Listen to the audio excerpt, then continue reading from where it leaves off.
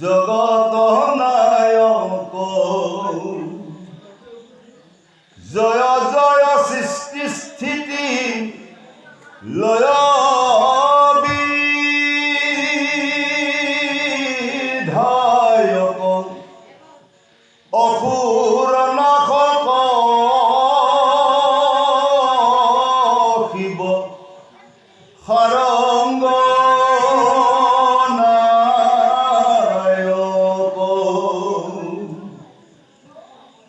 নমো নমো মহামূৰ গুৰু হৃষিকেশ কৃষ্ণৰ চৰণে মনে পায়া উপদেশ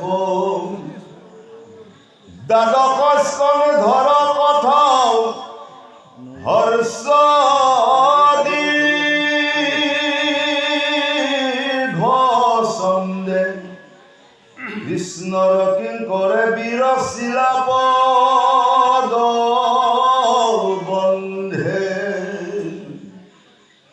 শুনা সভা সদ কথা দ্বাদশ স্কন্ধৰ প্ৰসিদ্ধ মৃত্যু আক নুহিব তন্তৰ পিয়ে যিটো আক দৈৱ বসে তাপ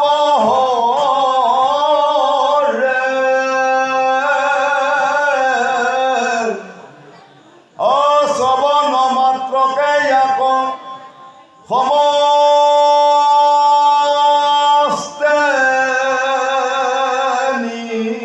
নিস্তৰে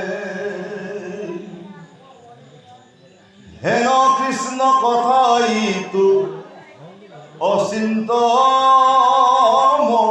মহিমা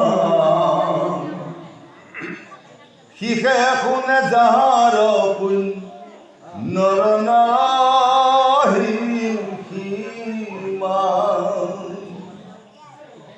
অজিন্ন পাতকীয়াত নপাতিব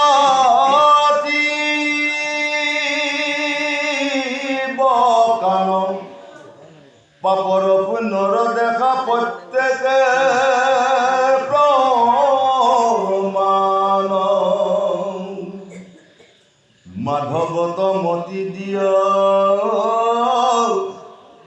শুনি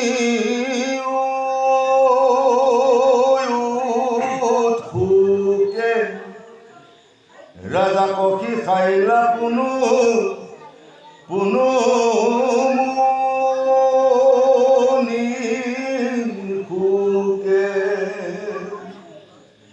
কৃষ্ণৰ চৰণ বিনে নাহি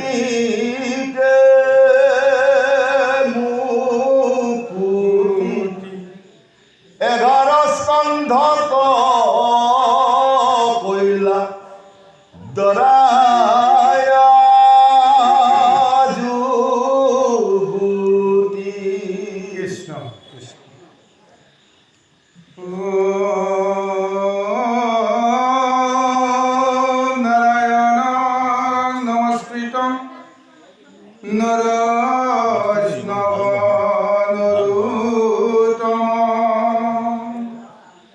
দেবী সরস্বতী ব্যাস তদুজয় মুদির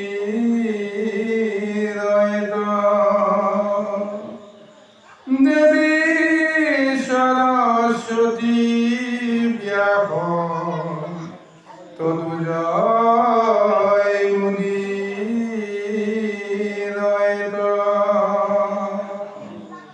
কৃষ্ণ হে গুরু সমস্ত ব্রজবধূ ভাতৃ লক্ষ্মী স্বরূপ আই মাতৃ সমস্ত যুৱক যুৱতী বন্ধু বান্ধৱ সমস্ত ঋষিৰ চৰণত আমি কৌটি কৌটি প্ৰণিপাত জ্ঞাপন কৰিছোঁ। আপোনালোকৰ আমন্ত্ৰণ ক্ৰমে আমি আজি এনে এখন মহাসনত উপস্থিত হোৱাৰ সৌভাগ্যকণ পালোঁ। কিন্তু এইখন আসনৰ মধ্যে আমি উপযুক্ত নহয়, তথাপিও হয়তো পূৰ্বজন্মৰ কিবা এটা সংস্কাৰ আছিল কাৰণে সাধু সন্ত মহন্ত গুৰুস্থানীয় প্ৰভু ঈশ্বৰ সমস্ত সন্মুখত আমি সাধাৰণ মুখ্যমন্ত্ৰীজনে এইখন আসনত উপবিষ্ট হোৱাৰ সৌভাগ্যখন পাইছোঁ কেৱল আপোনালোকৰ আশীৰ্বাদৰ জোৰত। আৰু তাকেই আমি সাৰগত কৰি এই আসনত উপবিষ্ট হৈছোঁ। আৰু আপোনালোকে যি গৰুৰ দায়িত্ব আমাক দিলে মহাভাগৱতৰ কিছু কথন মতন কৰিম, কিছু পদবন্ধে আমি আলোচনা কৰিম। আৰু এইখিনি কৰ্ম কৰিবলৈ যাওঁতেও আমাৰ সীমিত জ্ঞান বুদ্ধি প্ৰজ্ঞা এই সমস্তৰ আলমতে যিহেতু সম্ভৱ হ'ব, অনেক দুখাদুখ নিশ্চয় আহিব।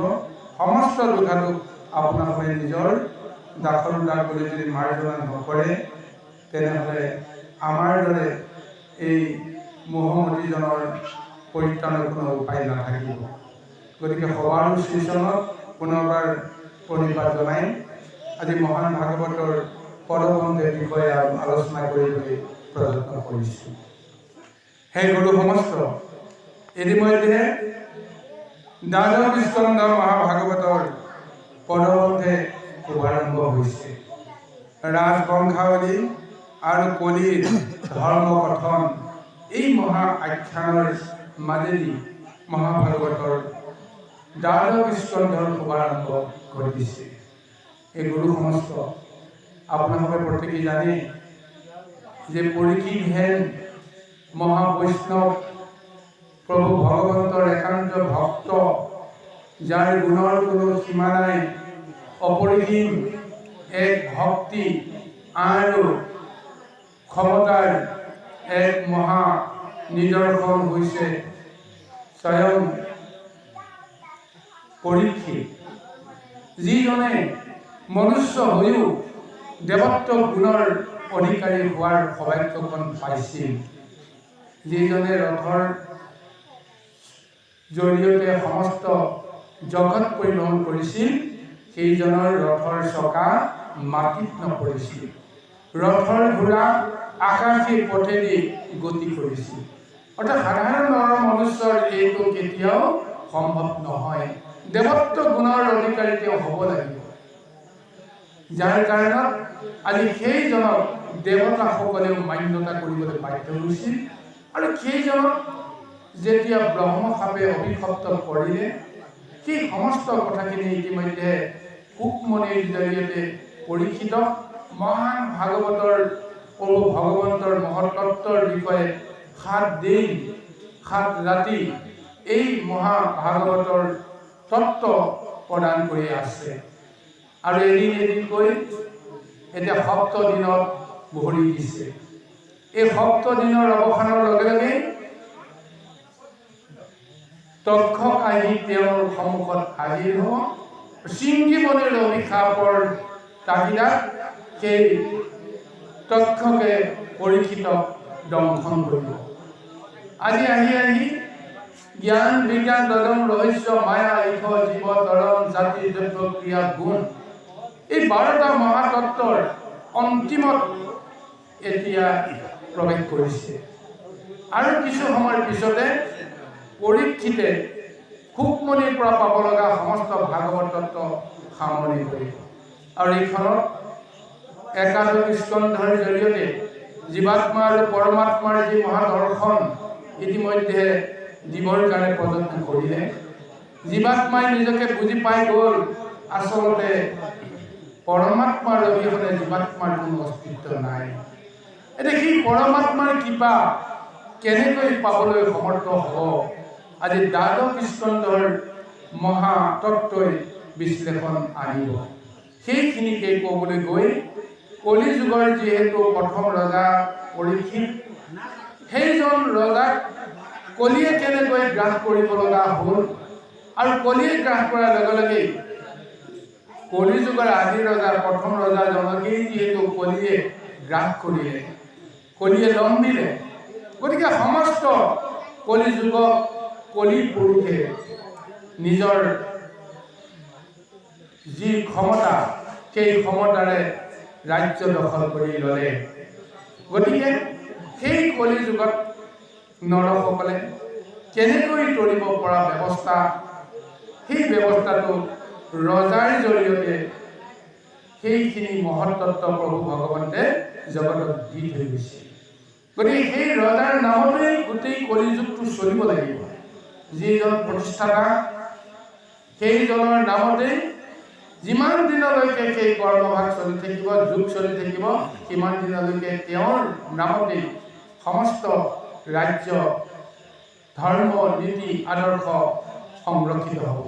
গতিকে এইকাৰণে কল্কি পুৰুষে কলিক আপোনাৰ পৰীক্ষিত গ্ৰাস কৰাৰ চলেৰে সমস্ত কলিযুগক গ্ৰাস কৰাৰ যি এটা ব্যৱস্থা দিলে আৰু তাৰ পৰা কেনেকৈ পৰিত্ৰাণ পাবলৈ এক মহা পন্থ মোকলাই দিলে মহান ভাগৱতৰ জৰিয়তে এই তত্ত্বখিনিকে এতিয়া দ্বাদশ স্কন্ধ মহান ভাগৱতৰ যুগ ধৰ্মৰ বিচাৰত বিষয়খিনি আৰম্ভ কৰিবলৈ গৈ আছে।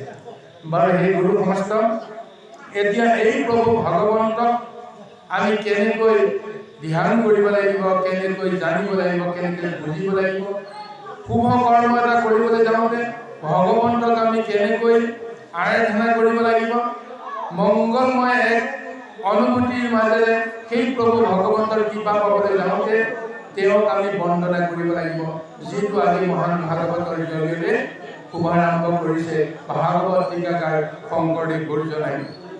জয় জয় কৃষ্ণ প্ৰভু অভীষ্টদায়ক, জীৱৰে জীৱন যদু জগতৰ নায়ক, জয় জয় স্থিতি সৃষ্টি লয় বিধায়ক, অসুৰ নাশক শিৱ সাৰংগ গায়ক। যিজন প্ৰভু ভগৱন্তক আমি কি গুণেৰে বুজিব লাগিব, চিনিব লাগিব, দ্বাদশ স্কন্ধ মহান ভাগৱতৰ আৰম্ভণিতেই এনেদৰে তেখেতৰ গুণৰ বৰ্ণনা কৰা হৈছে। সেইজন প্ৰভু ভগৱন্তক যাক কৃষ্ণ বুলি কোৱা যায়, যাক প্ৰভু বুলি কোৱা গৈছে, যাক অভীষ্টদায়ক বুলি কৈছে, যাক জগতৰ নায়ক বুলি কৈছে, আৰু যদুকুলত জন্মগ্ৰহণ কৰা পুত্ৰে তেওঁক যদু নন্দন বুলি কোৱা হৈছে।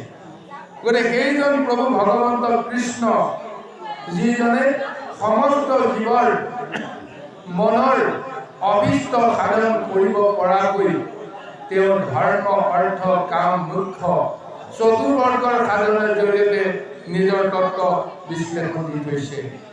সেইজন প্ৰভু ভগৱন্তে সৃষ্টি, স্থিতি, লয় এই সমস্তৰ জৰিয়তে তেওঁ দৈত্য শক্তিক বিনাশ কৰি ধৰ্ম শক্তিক তেওঁ ৰক্ষা কৰাৰ কাৰণত তেওঁ কৰ্ম কৰি আছে। আৰু সেইজন প্ৰভু ভগৱন্তে সদায় তেওঁ সাৰংগ সায়ক ৰূপে তেওঁ অৱস্থান কৰি আছে। অনন্ত শয্যাত তেওঁ চিৰদিন তেওঁ শান্তি শয়নত ব্যস্ত থাকে, আৰু সেই শান্তি শয়নৰ মাজেৰে তেওঁৰ মন বুদ্ধিত যি ক্ৰিয়া কৰে, সেই ক্ৰিয়াসমূহক লৈ সৃষ্টিখন তেওঁ বিভিন্ন ৰূপত চলাই আছে। আৰু সেইকাৰণে তেওঁ দুষ্ট দমন সন্ত্ৰাস পালন কৰিবলৈ যাওঁতে অজ ব্ৰহ্ম প্ৰভু ভগৱন্ত, যাৰ জন্ম নাই, মৃত্যু নাই, যাৰ আকাৰ নাই, প্ৰকাৰ নাই, সেইজনে সৃষ্টিত নিজে আকাৰ ল'ব লগা হয়। সেইজনে সৃষ্টিত বিভিন্ন অৱতাৰ ধাৰণ কৰি মৎস্য কুৰ্মকে আদি কৰি অনেক অৱতাৰ তেওঁ ধাৰণ কৰি নিজৰে তত্ত্বলীলাবিলাক প্ৰচাৰ কৰে। আৰু সেই তত্ত্ববিলাকক ভকতক প্ৰদান কৰাৰ চলেৰে সেই ভকতক মায়াময় সংসাৰৰ পৰা উদ্ধাৰ কৰিবৰ কাৰণে বিচাৰে। আৰু সেইজন পৰম প্ৰভু ভগৱন্তক আমি সমস্ত কৰ্মত তেওঁকে আশ্ৰয় কৰি আমি কৰিবৰ কাৰণে সদায় প্ৰযত্ন কৰিব লাগিব। এয়া হৈছে মহাভাগৱতৰ মহাতত্ত্ব। আহক গুৰু সমস্ত পদৰ লগত সংগতি ৰাখি আমি বিষয়খিনি আলোচনা কৰিবলৈ যাম।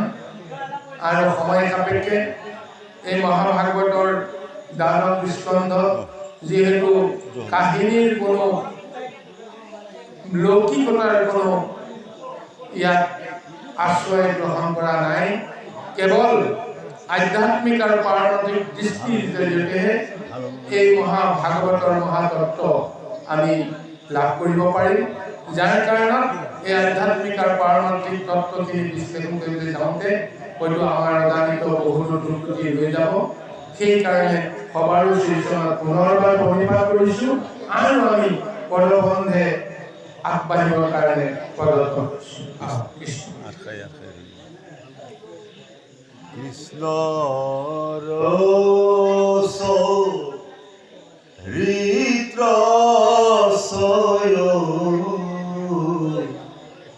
বৰ্ণাইলা পঞ্চে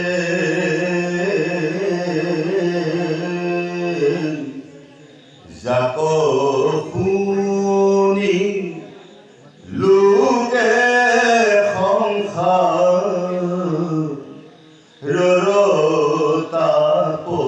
বঞ্চে কৃষ্ণৰ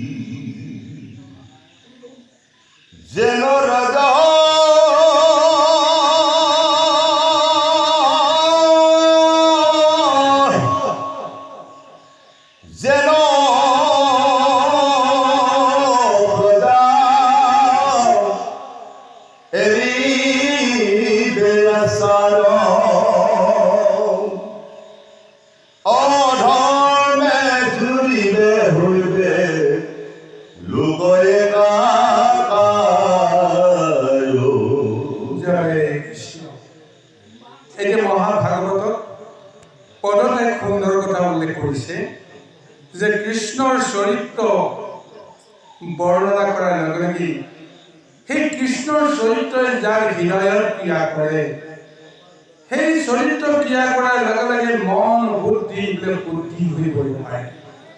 আৰু যদি মন বুদ্ধি শুদ্ধি হ'ব, কোনো বিষয়ৰ মনে সেই মনক কেতিয়াও চুবই নোৱাৰিব। গতিকে সেইকাৰণে প্ৰভু ভগৱন্তে দ্বাপৰৰ যুগৰ অন্তত পূৰ্ণ ব্ৰহ্ম ৰূপ লৈ লোককে দেখুৱাই এক মনুষ্যকায় ধাৰণ কৰি দৈৱকী বসুদেৱৰ পুত্ৰ বা নন্দ যশোদাৰ পুত্ৰ বুলি পৰিচয় দিয়াই তেওঁ যিমানবিলাক লীলা কৰিলে, এই লীলা প্ৰকৃততে মনুষ্য লীলা নহয়। সেই লীলাৰ মাজেৰে তেওঁ যিটো চৰিত্ৰ প্ৰকাশ কৰিছে, সেই চৰিত্ৰ কোনোবাই যদি শ্ৰৱণ কৰে, কীৰ্তন কৰে, ধ্যান কৰে, স্মৰণ কৰে, তেওঁৰ মন আৰু বুদ্ধি এনেকৈ শুদ্ধি হৈ পৰিব, সেই মনত কোনো কাৰণতে বিষয়ৰ মলে ক্ৰিয়া কৰিব নোৱাৰে। আৰু এনেকৈ প্ৰভু ভগৱন্তে কলি যুগৰ নৰসকলক কৃপা কৰিবৰ কাৰণে পূৰ্ণ ব্ৰহ্মৰ স্বৰূপ লৈ তেওঁ শ্ৰীকৃষ্ণ ৰূপেৰে মহা অৱতাৰ ধাৰণ কৰিছে। আৰু সেইকাৰণে কলি যুগৰ নৰসকলে কৃষ্ণৰ নামত শৰণ লোৱাৰ লগে লগে কৃষ্ণৰ চৰিত্ৰত যেতিয়া তেওঁ নিজৰ মন বুদ্ধিক যেতিয়া একাকৃত কৰিব, লগে লগে বিষয়ৰ মলৰ পৰা কলিৰ মলৰ পৰা তেওঁ পৰিত্ৰাণ পাব। সেইকাৰণে প্ৰভু ভগৱন্তে সত্য তেতা দ্বাপৰৰ যুগ শেষ হওঁ হওঁ অৱস্থাত প্ৰভু ভগৱন্তে পূৰ্ণ ব্ৰহ্মলৈ, পূৰ্ণ কলালৈ তেওঁ অৱতাৰ ধাৰণ কৰিছে, কেৱল কলি যুগৰ নৰসকলক তৰাবৰ কাৰণে। কাৰণ কলিৰ যুগত কি হ'ব বিষয়টো সুন্দৰভাৱে উল্লেখ কৰিছে যে সমস্ত লোকৰ আচাৰ নীতি সমস্তবিলাক লোপ পাই যাব। এই লোপ পোৱা কৰ্মটো কাৰ পৰা আৰম্ভ হ'ব? ৰজাৰ পৰা আৰম্ভ হ'ব। যেনে ৰজা তেনে প্ৰজা হ'ব। ৰজাৰে যদি আচাৰ নাথাকে, ৰজাৰে যদি বিচাৰ নাথাকে, তেতিয়া প্ৰজাৰ বিচাৰ কোনে কৰিব? প্ৰজাৰ আচাৰ নীতি কোনে ৰক্ষা কৰিব? ৰজাই যদি দৰ্শন দিয়ে অন্যায় কৰা, অত্যাচাৰ কৰা, অধৰ্ম কৰা, সাধাৰণ প্ৰজাই কিয় কৰিব? গতিকে এইকাৰণে কলিযুগৰ নৰসকলক কেৱল প্ৰভু ভগৱন্তৰ নাম আৰু কীৰ্তনত যদিহে মন বুদ্ধি বুদ্ধি কৰি কায় মন বাক্য এক কৰি সেই প্ৰভু ভগৱন্তৰ চৰিত্ৰত যদি নিৱেশ কৰে, তেতিয়াহে কলিযুগৰ নৰসকল ধৰিব পাৰিব। বা যি কি নহওক লোকসকল, যিহেতু কলিযুগৰ কথা আহিল, আমি অকণমান যুগ পুৰুষৰ জন্মৰ কথা ক'ব লাগিব। আমি সদায় কৈ আছোঁ কলিযুগ, সত্য যুগ, দাপৰ যুগ। সত্য কলি, সত্য ত্ৰেতা, দাপৰ কলি, চাৰিটা যুগৰ কথা কৈ আছোঁ। কিন্তু চাৰিটা যুগ আৰম্ভ হ'ল ক'ৰ পৰা? চাৰিটা যুগৰ তত্ত্বটো ক'ৰ পৰা আৰম্ভ হ'ল? আমিতো কলি কোনোদিন দেখা নাই। কলি যুগ বুলি ক'লে কলি এজন ৰজা হ'ব লাগিব, হয়নে নহয় কওকচোন? কিন্তু সেই কলি ৰজাজনকতো আমি কোনেও দেখা নাপাওঁ। কিন্তু তাৰ তত্ত্বটো আমি অকণমান জানিব লাগিব, বুজিব লাগিব যে এই যুগ পুৰুষসকল ক'ৰ পৰা আহিল, কেতিয়াৰ পৰা তেওঁলোকৰ জন্ম হ'ল। সৃষ্টিৰ আৰম্ভণিতে প্ৰভু ভগৱন্তে যেতিয়া ব্ৰহ্মাক সৃষ্টিৰ সমস্ত দায়িত্ব দিলে, অকল সৃষ্টিৰ দায়িত্ব দিয়া নহয়, পালনৰ ক্ষেত্ৰতো তেওঁ সৃষ্টিৰ লগতে সম্পৰ্ক কৰি তেওঁ নিজৰ কৰ্ম আৰম্ভ কৰি দিছিল। গতিকে সৃষ্টিৰ আৰম্ভণিতে তেওঁ প্ৰথমতে যুগ পুৰুষক তেওঁ জন্ম দিছিল। যুগ পুৰুষ ক'ৰ পৰা কেনেকৈ আহিল এই কথাটো আমি জানিব লাগিব। ব্ৰহ্মাৰ জৰিয়তে সেই যুগ পুৰুষক জন্ম দিছিল। সাবিত্ৰীৰ গৰ্ভত সেই চাৰিটা পুত্ৰ সন্তানৰ জন্ম হৈছিল। সেই পুত্ৰ সন্তানকেইটাক স্বৰূপতে ক'বলৈ গ'লে পাৰমাৰ্থিক এটা ৰূপ বা শক্তিহে তেওঁলোকৰ জন্ম দিছিল। প্ৰথমজনৰ নাম হ'ল সত্য, দ্বিতীয়জনৰ নাম হ'ল ত্ৰেতা, তৃতীয়জনৰ নাম হ'ল দাপৰ, আৰু অন্তিমৰ যিজন চতুৰ্থ সেইজনৰ নাম হ'ল কলি। সেইকাৰণে কলকি, সত্য, ত্ৰেতা, দাপৰ, কলি, তিনিটা নাম, চাৰিটা নাম আহি গৈছে। এতিয়া তেওঁলোকক এটা বিধিত বান্ধি ৰাখিলে। যেতিয়াই যুগ আৰম্ভ হ'ব, এজন ৰজা পাতিব। এজন ৰজা যেতিয়া হ'ব, বাকী কেইজনে কিন্তু সেই ৰাজ্যত নিজৰ প্ৰভাৱ কেতিয়াও খটাব নোৱাৰিব। গতিকে সত্য যুগ যেতিয়া চলিব, সত্যই নিজৰ ধৰ্ম ৰক্ষা কৰি কৰ্ম কৰিব। সেই অনুসাৰে সত্য যুগত ত্ৰেতা, দাপৰ, কলিয়ে কোনো কাৰণতে মাত দিব নোৱাৰিব। ঠিক তেনেকৈ সত্য যুগৰ অৱসানত ত্ৰেতা পুৰুষৰ কাল আৰম্ভ হ'ব। ত্ৰেতা পুৰুষে তেওঁ নিজৰ মতে ত্ৰেতাৰ সময়খিনি তেওঁ পাৰ কৰিব। ঠিক তেনেকৈ দাপৰ আৰু কলি, এই চাৰিটা যুগত চাৰিজনে নিজৰ নিজৰ এক সময়ৰ ব্যৱধানত তেওঁলোকে গোটেই জগতখন চলাব আৰু নিজৰ নিজৰ ধৰ্ম অনুসৰি কেনেকৈ গতি আৰু মুক্তি পাব তাৰ বিধান তৈয়াৰ কৰি দিছে। সত্য যুগে যজ্ঞ, ধ্যান, সত্য যুগে ধ্যান, ত্ৰেতা যুগে যজ্ঞ, দাপৰত পূজা আৰু কলি যুগত নাম। এই চাৰি ব্যৱস্থাৰ মাজেৰে যুগ ধৰ্মৰ বিচাৰত নৰসকলে তৰণৰ এটা ব্যৱস্থা পাব। গতিকে আপোনালোকে বিষয়টো অকণমান ভালকৈ বুজিবৰ কাৰণে আৰু এটা কাহিনী স্মৰণ কৰিলে হৈ যায়। নলদময়ন্তীৰ কাহিনীটো পাইছে গুৰুসকল, যিসকলে জানিছে তেওঁলোকে গম পাই গৈছে যে দময়ন্তী যেতিয়া স্বয়ম্বৰ চলিছিল, সেই স্বয়ম্বৰত কলি আৰু দাপৰ পুৰুষেও উপস্থিত হ'বৰ কাৰণে যত্ন কৰিছিল।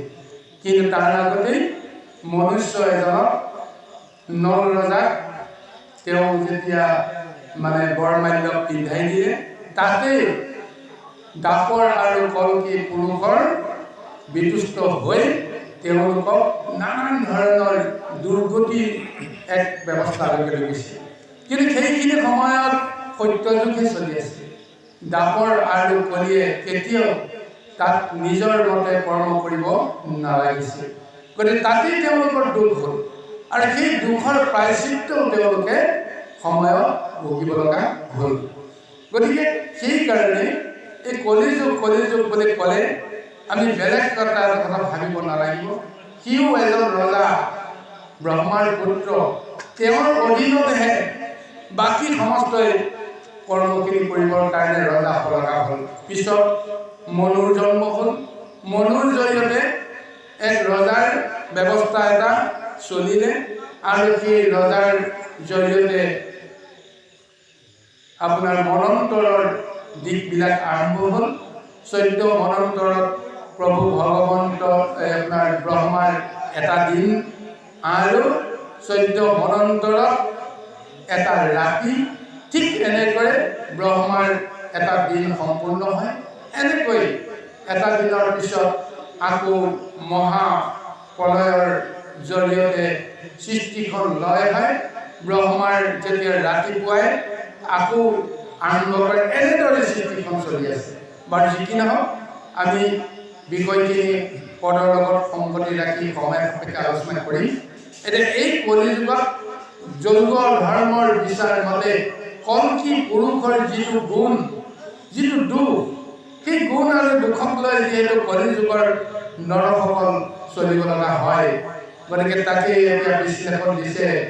কলিযুগৰ ৰজাসকল, কলিৰ মলৰ যি এটা প্ৰভাৱ, সেই অনুসাৰে প্ৰথমতেই ৰজাৰ মন কলুষিত হ'ব, ৰজাৰ মন বিষাক্ত হ'ব, আৰু সেই ৰজাৰ মন বিষাক্ত হোৱাৰ লগে লগে তাৰ ক্ৰিয়াবিলাক সৰ্বসাধাৰণ প্ৰজাৰ অন্তৰলৈকে গুচি আহিব। কিন্তু তাৰ পিছতো কেনেকৈনো ভগৱন্তৰ কৃপা পায় কলিযুগৰ নৰসকল কৰিব পাৰে, তাৰো এটা নিশ্চয় বিধান আছে। সেই বিষয়ে আমি সময় সাপেক্ষে পাম। আহক এতিয়া কলিযুগত ৰাজ ধৰ্মৰ যিটো বৰ্ণনা আহিছে, সেই বৰ্ণনাৰ মাজলৈকে আমি প্ৰৱেশ কৰোঁ। কৃষ্ণ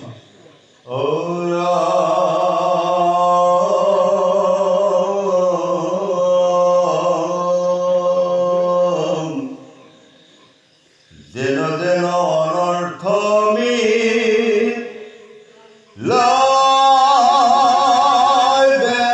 দুস্ত্ৰ কলি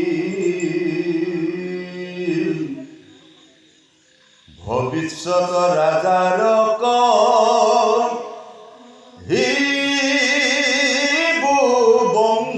বংশাৱলী উপজায়ু লোকৰ মন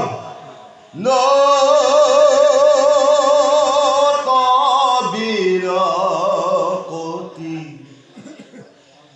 দুনাই দুনাই নিপতিত দৰাই যুগুতি এই হেতু দ্বাদশক কৰিলো আৰম্ভ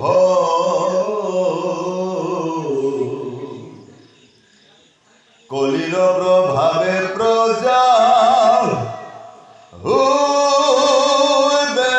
দুষ্ট দম্ভ তাহাঙ্ক কৃপায়ে কইলা মহামুনি সুকে টিকাৰখন মতচয় শুনিলায়ুত সুকে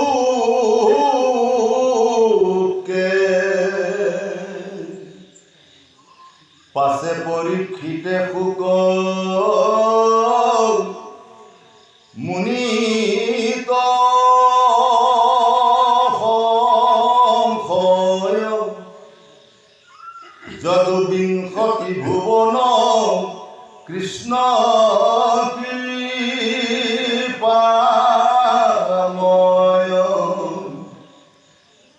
বৈকুণ্ঠক গৈলাসবে প্ৰসাৰী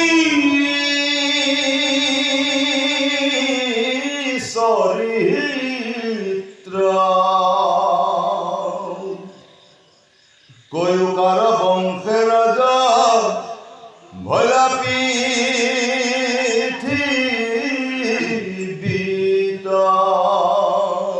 এৰ নমিক্ষা ঋণক উগ্ৰ সোৱা পুতে সৌন্যকালে লিখি সমস্তৰ আগত সুখ আৰু পৰীক্ষিতৰ মহাসংবাদৰ কথা কৈ আছে যে এই দ্বাদশ স্কন্ধৰ আৰম্ভণিতে এটা সুন্দৰ বৰ্ণনা দিছে যে ৰজা পৰীক্ষিত কলিযুগৰ ভৱিষ্যতৰ ৰজাবিলাকৰ কি কি দুৰ্দশা হ'ব, কি কি অৱস্থা হ'ব, এই সমস্ত বৰ্ণনা দিছে।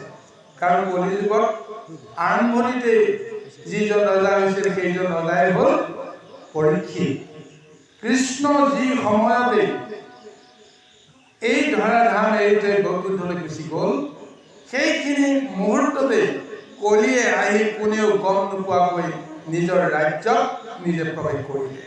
কিন্তু সেই সময়ত ৰজা যুধিষ্ঠিৰকে আদি কৰি যিসকল ৰজা আছিল তেওঁলোকে গমেই পোৱা নাছিল যুগ পুৰুষে কেনেকৈ নিজৰ অভিষ্ট সাধনৰ কাৰণে কোনেও গম নোপোৱাকৈ ৰাজ্যত প্ৰৱেশ কৰিলে।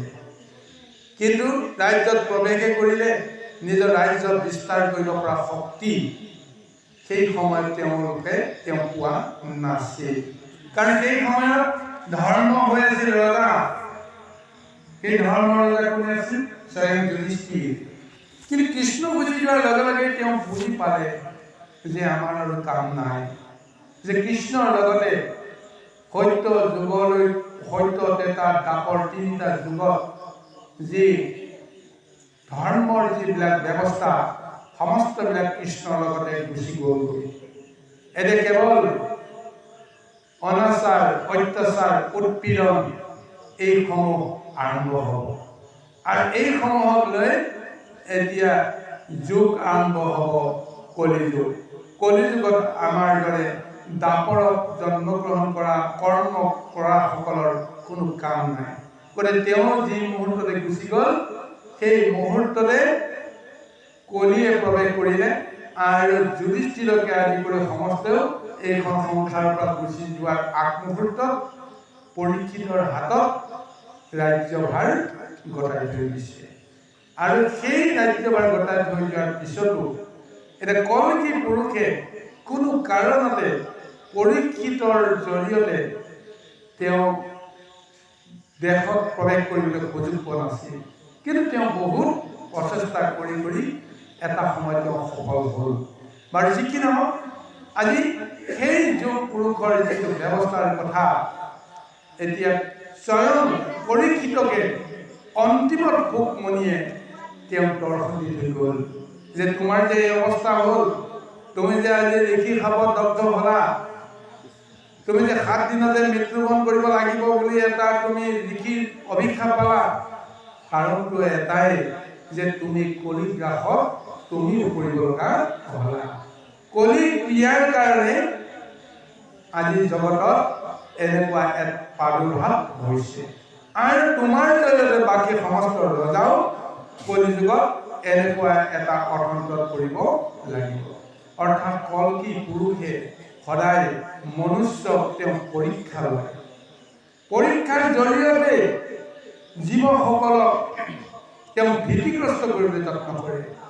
সেই পৰীক্ষাত উত্তীৰ্ণ হোৱাৰ যিটো ব্যৱস্থা প্ৰভু ভগৱন্তে যেনেকৈ জগতত দি থৈ গৈছে সেই নামৰ তত্ত্ব যিসকলে লাভ কৰিব নোৱাৰে সেইসকলে বিষয়কেই যদি মূল অৱলম্বন বুলি গণ্য কৰি কৰ্ম আৰু ভোগ কৰিবলৈ বিচাৰে সেইসকলক কল্কি পুৰুষে যেনেকৈ নহওক বিচলিত কৰিবৰ কাৰণে সদায় যত্ন কৰিব।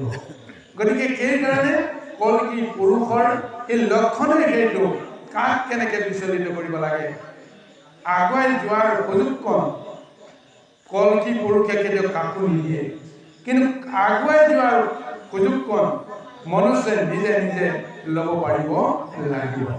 এয়া হৈছে অগ্নি পৰীক্ষা। সকলো ঘৰতে কল্কি পুৰুষে নৰসকলক ল'ব লাগে। এয়াই হৈছে কল্কি পুৰুষৰ ধৰ্ম, এয়াই তেওঁৰ কৰ্ম। সেই কৰ্মখিনিক প্ৰভু ভগৱন্তে কিন্তু কেতিয়াও দুখ নধৰে। কিন্তু তাৰ মাজতো প্ৰভু ভগৱন্তে যিটো ৰহস্য নিহিত কৰাইছে, কল্কি পুৰুষৰ জৰিয়তে জগতক উদ্ধাৰ কৰাৰ পৰিকল্পনা এটা তেওঁ কেনেকৈ সাধন কৰাইছে, সেইখিনি কাৰণত কল্কি পুৰুষক 4 পুৰুষৰ ভিতৰত শ্ৰেষ্ঠ বুলি স্বয়ং প্ৰভু ভগৱন্তে তেওঁক মান্যতা দিছে। কেৱল কৰ্মৰ যিটো ব্যৱস্থা, সেই ব্যৱস্থাটো ভিন্ন আৰু বিষয়ত জড়িত থকা, মায়া সংসাৰ জড়িত থকা সকলে বুজিব নোৱাৰাৰ কাৰণে কলিৰ মায়াত আবদ্ধ হৈ জ্বলা কলা খাব লগা হয়। বাৰু আহক কি কি অৱস্থা হ'ব এই বিষয়ে বৰ্ণনাটো সুন্দৰভাৱে দিছে। এটি পৰীক্ষিতে প্ৰশ্ন কৰিছে কলি যুগৰ লোকসকলৰ মহাবৰ্ণনা শুনিবৰ কাৰণে, যে কৃষ্ণইও যে দাপৰৰ শেষত তেওঁ জন্মগ্ৰহণ কৰিলে সঁচা, জন্মগ্ৰহণ কৰি তেওঁ গুচি গ'ল, কিন্তু গুচি যোৱাৰ পিছত তেওঁৰ ৰাজবংশাৱলীয়ে যদু বংশৰ প্ৰভাৱ কলি যুগতনো কেনেকৈ তেওঁ ৰাখিব লগা এটা অৱস্থালৈকে আহিল, সেইখিনি কথা এতিয়া জানিবলৈ বিচাৰিছে। আৰু শুকমুনিয়ে সেই বিষয়ে সুন্দৰভাৱে ক'বলৈ যত্ন কৰিছে।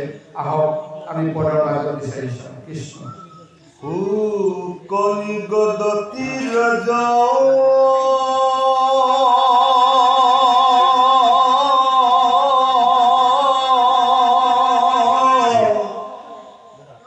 শুনি পৰীক্ষিত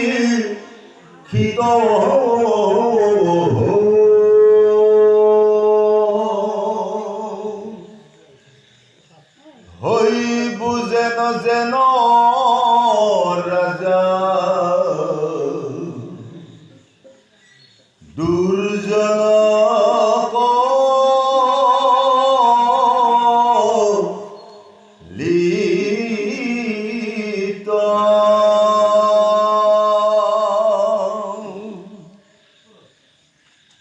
হুয়ো সাৱধান নিপ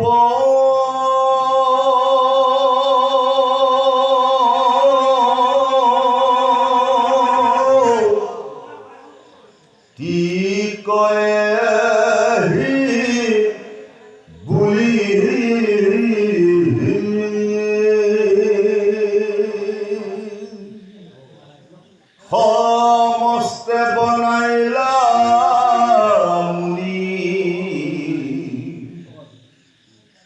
ৰাজবংশ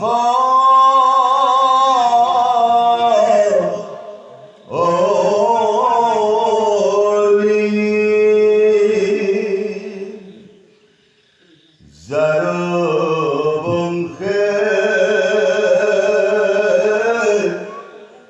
ৰাজা হুয়া ভুঞ্জিবে মহিনী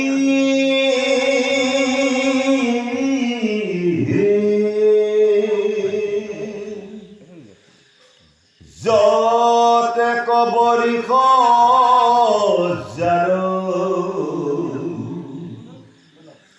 বংশ থাকে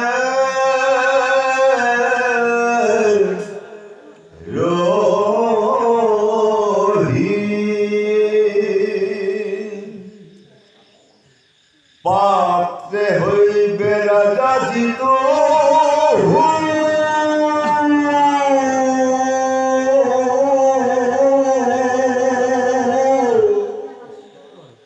কাতিয়াৰ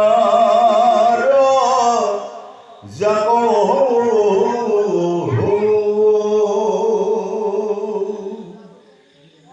যত ভবিষ্যত কথা কহিলে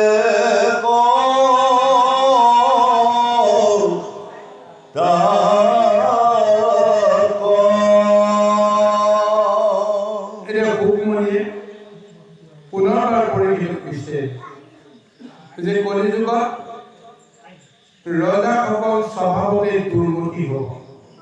দুৰ্মতি হোৱাৰ লগে লগে নিজৰ বাহিৰে কাকো ভাল পাবৰ কাৰণে নিশিকিব। ৰজাই যিসকল পাত্ৰ মন্ত্ৰীৰ সহযোগত ৰাজ্য সম্ভালে, সমস্ত জগতক প্ৰতিপালন কৰে, প্ৰথম সেই পাত্ৰ মন্ত্ৰীসকলকে অনাদৰ কৰিব লগা অৱস্থা এটা আহিব, যাৰ কাৰণত পাত্ৰ মন্ত্ৰীসকলে এদিন ভাবিবলৈ বাধ্য হ'ব যে কাৰ কাৰণত তেওঁ ৰজা হৈ আছে, ৰজাৰ আদেশ কোনে পালন কৰে।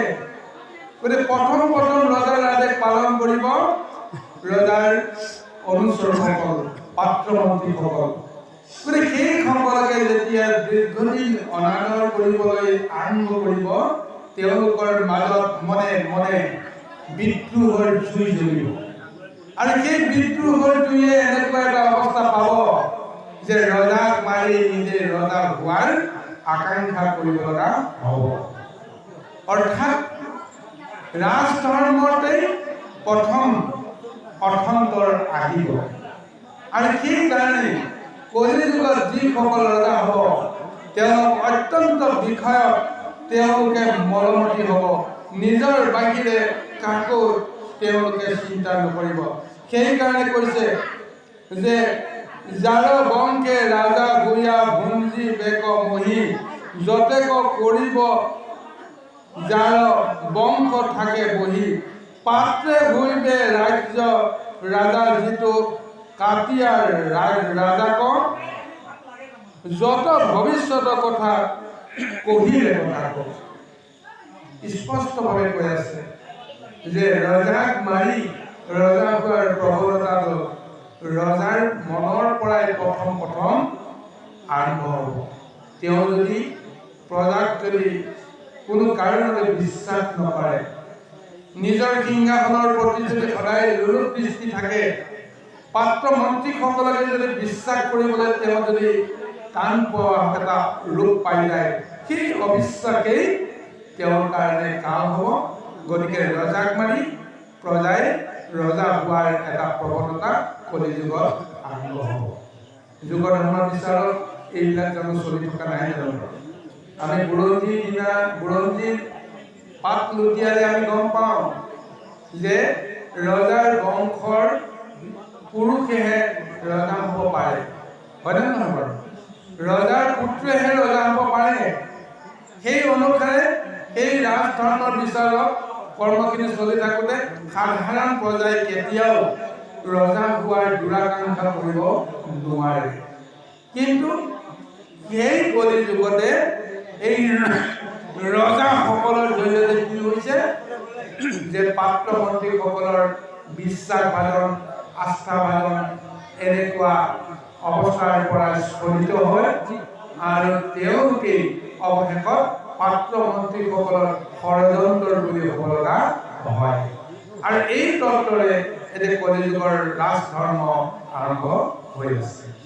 কৃষ্ণ কৃষ্ণ জয় কৃষ্ণ। হয়, আমি এটি সৰু অনুৰোধ জনাইছোঁ, জয় আপুনি অকণমান ভিতৰলৈ গ'লে বেছি ভাল হ'ব। ৰজাতেই নাথাকি আমাৰ ফালেও অকণমান আহক। এইসকল মোবাইলসকল বহি আছে, গতিকে আমি গৃহখন কেনেধৰণে চলিব পাৰিম, কি কৰিলে আমি আগবাঢ়িব পাৰিম, অকণমান গ'লে ভাল হ'ব। কৃষ্ণ হয়,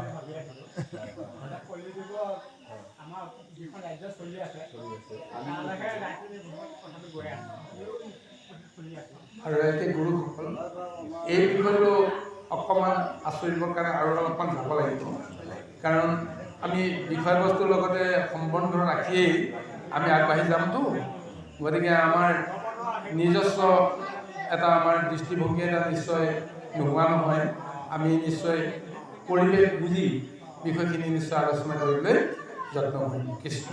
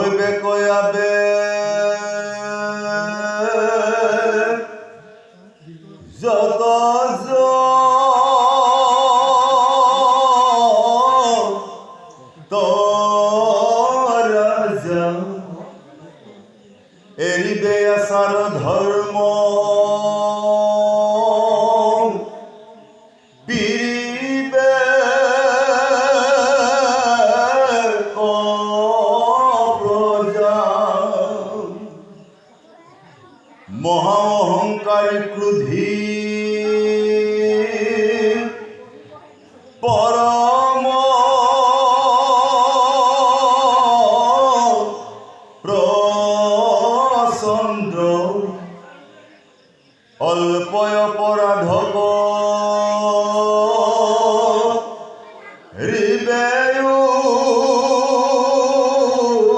গ্রদন্দ স্ত্রীবধ ব্রহ্মবধ গুবধ পাতে কৌ বলে হরিবেক পরদারক পত্রে কৌ অসত্য পাত কিয়াতি হইবে ককুদত সারিবে মর্যাদা নমা নিবেপিত এটা সুন্দৰ লৌকিক বৰ্ণনা দিছে কলিযুগৰ ৰজাসকলে প্ৰজাসকলক প্ৰতিপালন কৰিবৰ কাৰণে প্ৰজাসকলক ৰক্ষা কৰিবৰ কাৰণে ৰজা নহয় ৰজা হয় প্ৰজাক পীড়া কৰিবৰ কাৰণে প্ৰজাক অত্যাচাৰ কৰি হ'লেও যেনেকৈ নহওক প্ৰজাক দমন কৰি হ'লেও নিজে ৰজা হৈ থকাৰ কাৰণে সমস্ত কৰিবৰ কাৰণে কুণ্ঠাবোধ নকৰে আজি কলি ৰাজধৰ্মৰ বিষয়টো এনেদৰে নিৰ্ণয় কৰিছে আৰু লগতে কি কৈছে চাওক যে মহা অহংকাৰী ক্ৰোধী পৰম পছন্দ অল্প অপৰাধত কৰিবে উগ্ৰ দণ্ড অল্প অপৰাধত উগ্ৰ দণ্ড দিয়া এটা স্বভাৱ পৰম ক্ৰোধী মহা অহংকাৰী এনেকুৱা স্বভাৱ ৰজাৰ হয় চিন্তা কৰি চাওকচোন বাৰু হয়নে নহয় বাৰু যেতিয়া আমাৰ দেশখনত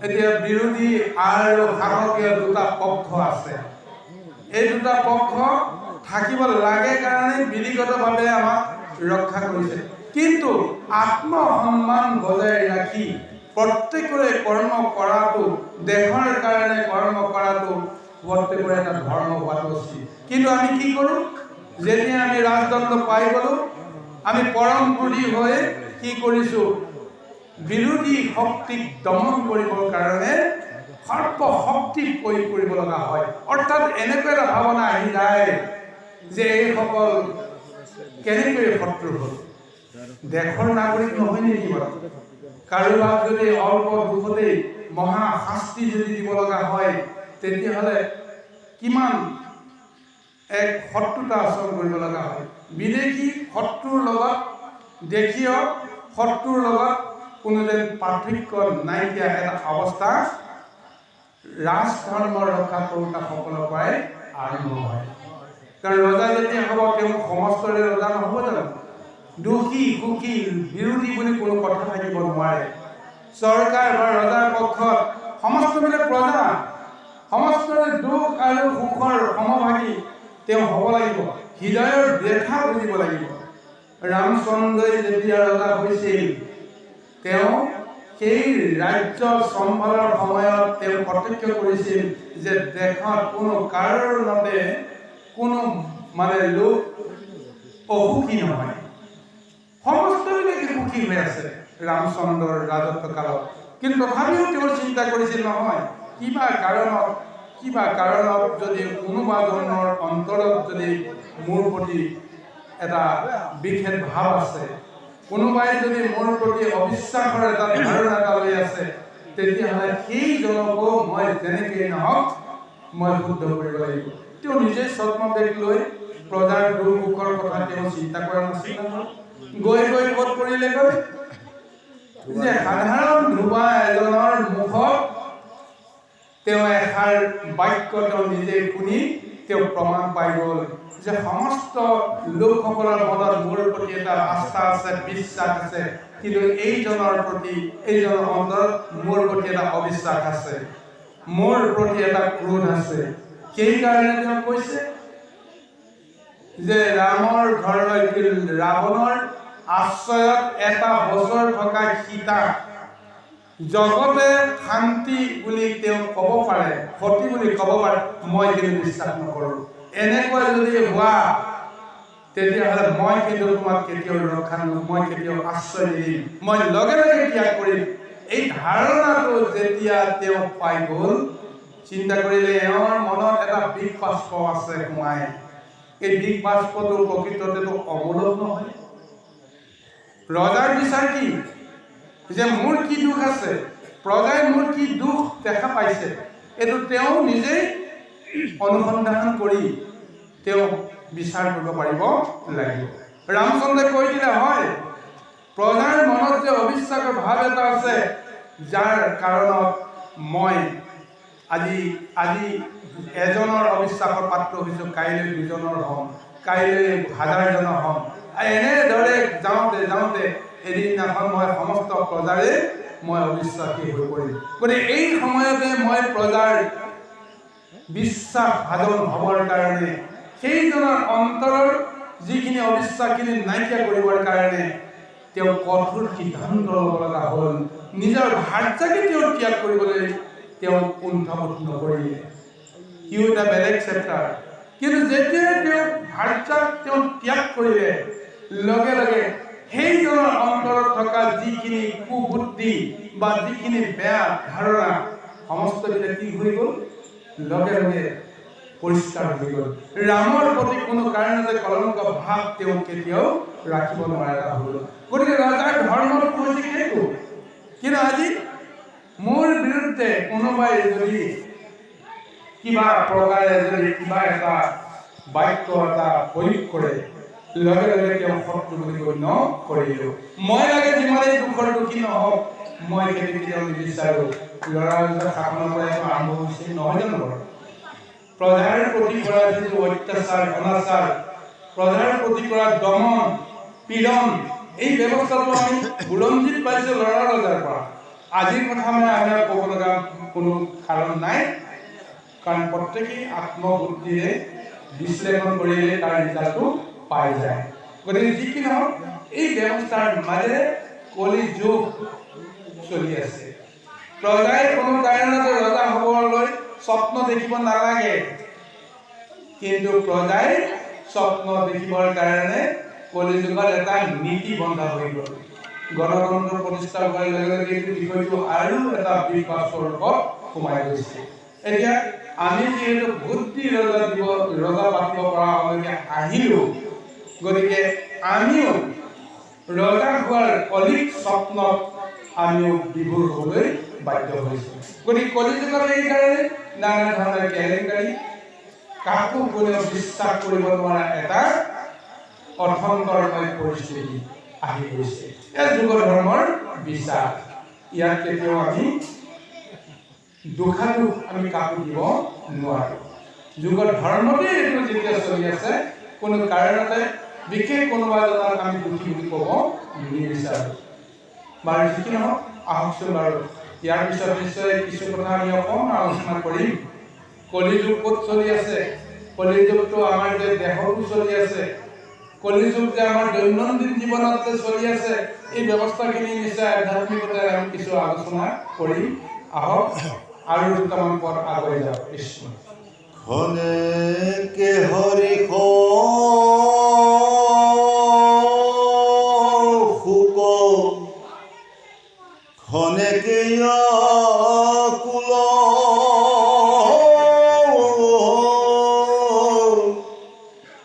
কামাতুৰ হুয়া নবা শিবে জাতি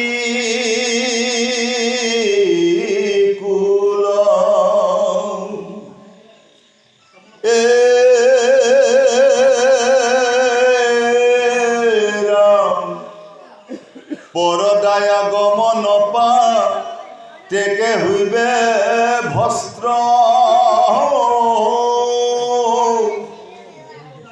অতি ক্ষুদ্র আয়ু অল্প কালে যাইবে নস্ত্র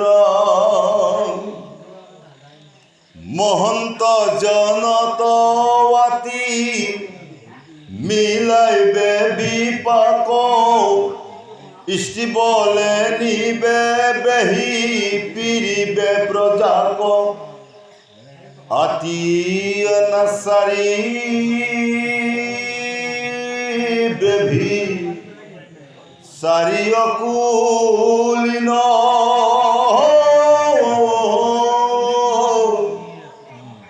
মহাম্লেশ সবে ধৰি বেগৰাজ চিহ্ন ধৰ্মৰ বিচাৰক জীৱ হত্যাটো মহাপাপ, কিন্তু তাতোকৈ মহাপাপ বুলি তিনিটা বিধান দি থৈছে। সেই বিধান হৈছে কি? ইষ্টিবধ, ব্ৰহ্মবধ আৰু গোবধ। ইষ্টিবধ, ব্ৰহ্মবধ, গোবধ কৰিলে জন্মান্তৰলৈকে সেই পাপৰ পৰা তেওঁ কেতিয়াও মুক্ত হ'ব নোৱাৰে। কিন্তু কলিযুগত ই এক সাধাৰণ ঘটনাত পৰিণত হ'ব।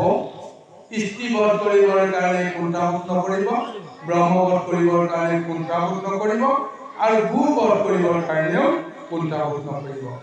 কিহৰ কাৰণে নকৰিব? যে কলিয়ে যিহেতু সকলোৰে মন বুদ্ধি কলুষিত কৰিব, নিজৰ বাহিৰে কাৰো কথা ভাবিব নোৱাৰা এটা অৱস্থালৈ আহিব। যাৰ ফলত আৰু কি হ'ব? বলে হৰি বেক বৰ দাৰাক প্ৰত্যেক। স্বামী স্ত্ৰীৰ মাজত যি এটা সম্বন্ধ, পবিত্ৰ বান্ধোন থাকিব লাগে, সেইটো নাইকিয়া হৈ যাব। নাইকিয়া হৈ কি হ'ব? পৰৰ স্ত্ৰী, পৰ পুৰুষৰ আকৰ্ষণ, এই সমস্ত বিলাকে মন বুদ্ধিক কলুষিত কৰিব। আৰু যিমানবিলাক অসত্য লোক আছে, যিবিলাকে মিছা কথা কয়, সেই সকলেহে এক মন্ত্ৰণা প্ৰধান মন্ত্ৰণাদাতা হিচাপে আবিৰ্ভাৱ হ'ব আৰু তেওঁলোকৰ মন্ত্ৰণা লৈ আমি নিজৰ ভুলবিলাকক আমি ঢাকিবলৈ সদায় যত্ন কৰোঁ। চাওকচোন বাৰু, মই নিজে জানো যে মই এটা অপৰাধ কৰিলোঁ, মই এটা ভুল কৰিলোঁ, কাৰোবাক মই কিবা নহয় কিবা প্ৰকাৰে মই অনিষ্ট কৰিলোঁ।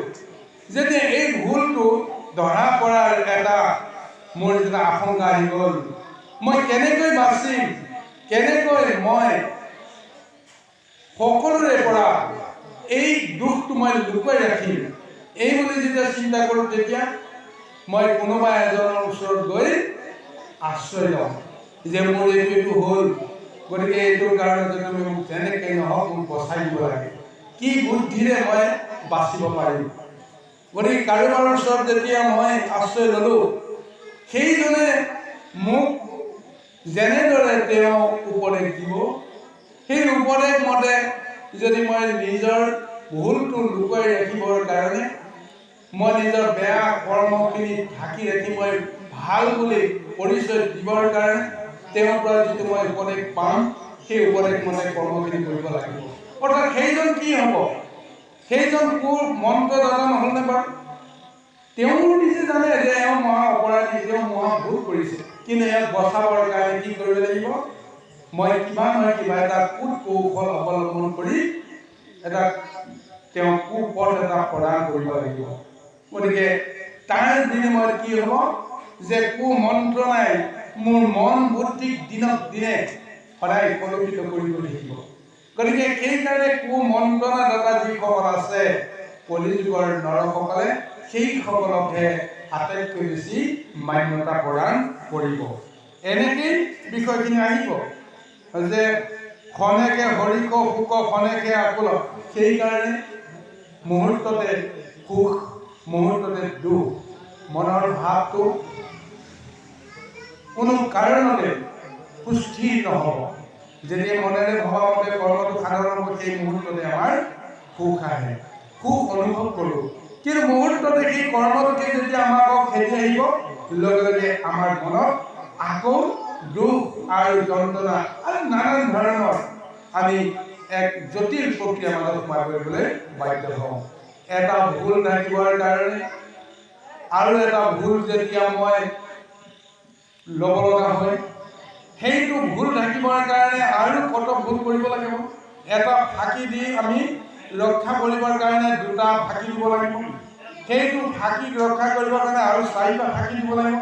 এনেদৰে কৰোঁতে কৰোঁতে কোন সময়তো মই নিজে আনন্দ মনেৰে সময়খিনি পাৰ কৰিছোঁ। গতিকে যিসকলে সত্যত আছে, সেইসকলে সত্যৰ বাহিৰে যদি বেলেগৰ আশ্ৰয় নকৰে, যেনেকৈ নহওক যিমান দুখ কষ্ট বেদনা আনি দিবলৈ পদাৰ্থ নকওক তাৰ মাজতে তেওঁ এটা আনন্দ লাভ কৰিব সেই আনন্দটো তেওঁৰ বাহিৰে বেলেগে কেতিয়াও বুজিব নোৱাৰে কিন্তু কলিযুগত সেই সমস্তবিলাক লোপ পাই যাব কৃষ্ণ